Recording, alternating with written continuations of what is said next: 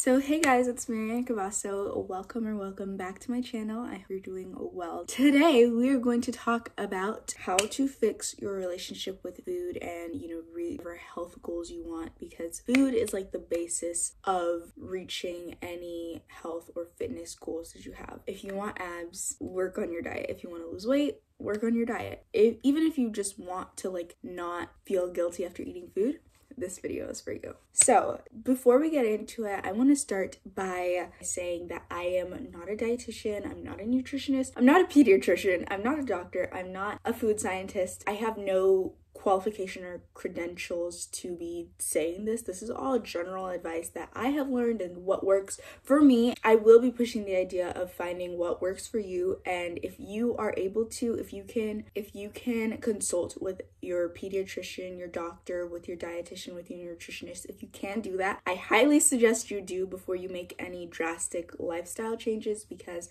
your health is important first and foremost before losing weight or getting abs or even fixing a relationship with food. It's a difficult and slow process, so I want to establish that before. I am just a teenage girl who likes talking. So before you can know if you need to fix your relationship with food, you obviously need to know whether you have a bad relationship with food. So I myself have made a short 5-question survey that you can answer with yes or no, and these are just some guiding questions just to get you thinking and just trying to understand your own relationship, because I cannot tell you whether your relationship with food is bad. It's something that you have to know and acknowledge and realize yourself. So these questions will help you do that. So the first question is, do I label foods as good or bad? The second question is, do I feel guilty after eating food? The third question is, have I ever said no to dessert because I see it as unhealthy? And the fourth question is, how many meals do I eat in a day on average? And the fifth question is, do I tend to eat more when I'm stressed, angry, or to compensate for childhood food insecurity?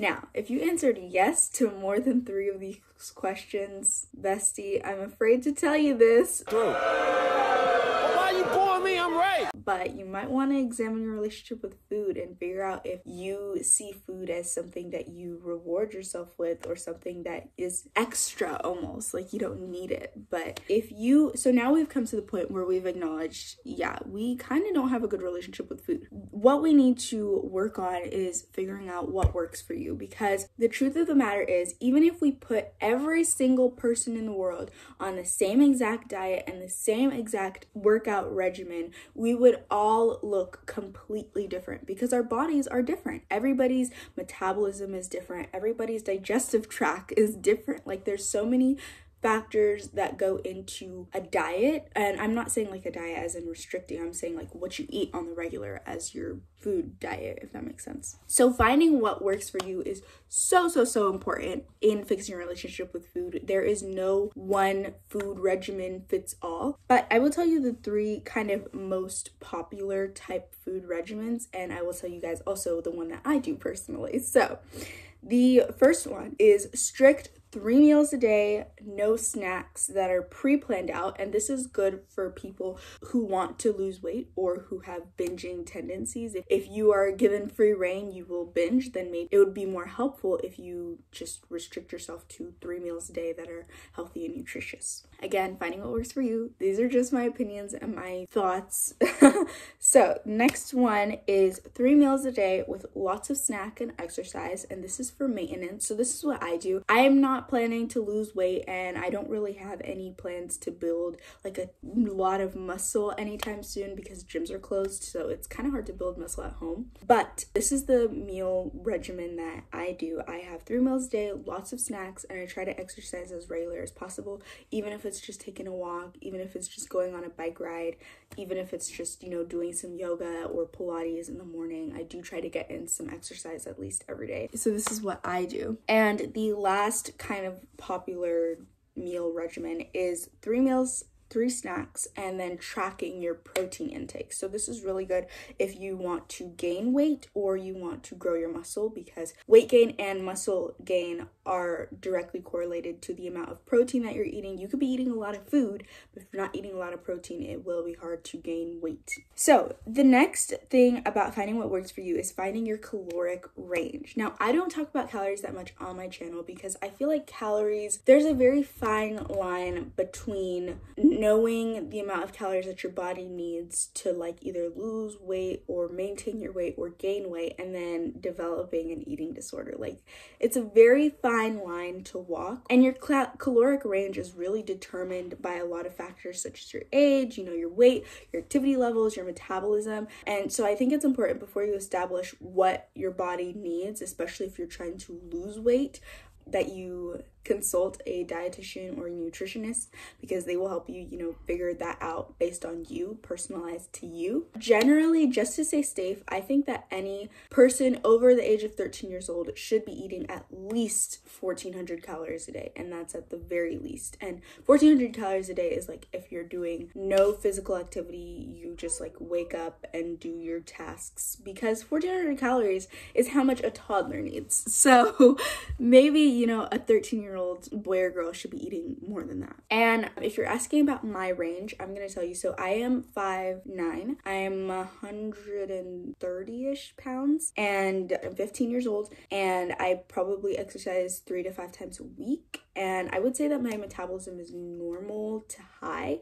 It's not like super duper high because I don't have problem gaining weight, but it isn't slow either. And I eat about 1,800 to 2,200 calories a day. This works for me. I'm not trying to lose weight, and I'm also not trying to gain weight. I feel like that's a very good balance for me in eating. And I don't track calories. This is just guessing, really guessing how many calories I eat, because I do not track calories, and I don't think that there's something that you really need to track at all. But that's just me. If you ask your doctor will tell you, how much estimated you should be eating. But also don't go purely off of doctors, because doctors are not nutritionists and doctors are not dietitians. So some doctors people have said that their doctors have been, fat phobic and skinny shaming to them when they ask them about, losing weight or gaining weight. So again, dietitian and nutrition is probably your best bet. But now we're going to go into my tips and tricks for fixing your relationship with food. So the first thing is to stop counting calories. Food is more than just calories. Food is made up of so many nutritional factors, and I feel like calories just like slaps like a label on it almost. Like, what is calories? Okay, what is it? I'm more focused personally for me on like, is my body being fed? Am I healthy? Am I feeling good based off of the food I eat? I'm not worried more about the calories of my food, and I'm worried more about how my food makes me feel. So first thing, if you want to fix your relationship with food, just stop counting calories. Delete the app, throw away the notebook that you have. I know you got it. Throw it away, delete all of it, and just stop counting calories. The next thing is, do not label food. Food is more than just inherently good or inherently bad. Now, we all know that, processed foods and, foods full of high fats and high sugars are stuff that we should be having in moderation, but that doesn't mean that they're inherently bad. Like, ice cream is good. Ice cream makes me feel good. If honestly, when I have ice cream in the house, I probably eat it like 3 or 4 times a week. Because it's good, okay? And it makes me feel good, and I love it. It's very nice. But I also, make sure that I'm eating my greens, my fruits, my vegetables, and I make sure I'm eating my protein, and I'm eating balanced, because food is more than just good food and more than just bad food. I think too much of anything is bad. Moderation is where it is at. So sometimes you might have to force yourself to, eat the vegetables, eat the protein, eat the grains, but then you can reward yourself with some snacks, some good dessert, and just, stop labeling food, babes. Stop it. And the next tip that I have is to do not try to change your eating habits overnight. So if you are eating a very unhealthy diet right now, or you know that you're not eating enough or you're eating too much, don't try to fix everything overnight. Don't try to restrict, don't try to cut everything out of your diet in one night, because it will not work. Okay, it will not work.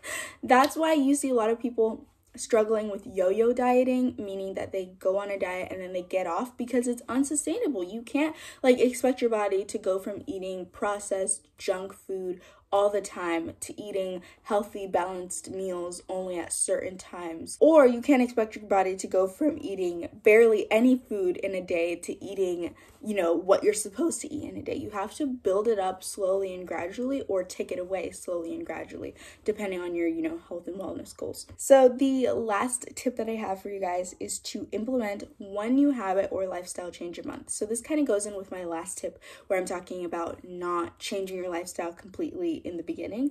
Implementing one new habit or one new lifestyle change a month will really help gradual change in your life. So for instance, in January, you can say that you want to eat breakfast every single day. In February, you can say that you want to add a snack into your diet every single day. In March, you can say that you want to be drinking 2 bottles of water every single day. In April, you can say that you want to be having a vegetable with every single meal. In May, you can say, you know, going on like that every single month and just changing one thing and really giving yourself time to make it a habit, because habits are not formed overnight. It takes 21 days to form a habit. So you can't expect yourself to form 10 new habits in 21 days, okay? Because it takes 21 days to form one habit, something that you do, you know, almost unconsciously. So it's going to take a while. But I believe in you, and I hope that you are doing well. I wish you all the best. Remember that food is fuel, and food is not something that we should feel guilty for eating or enjoying.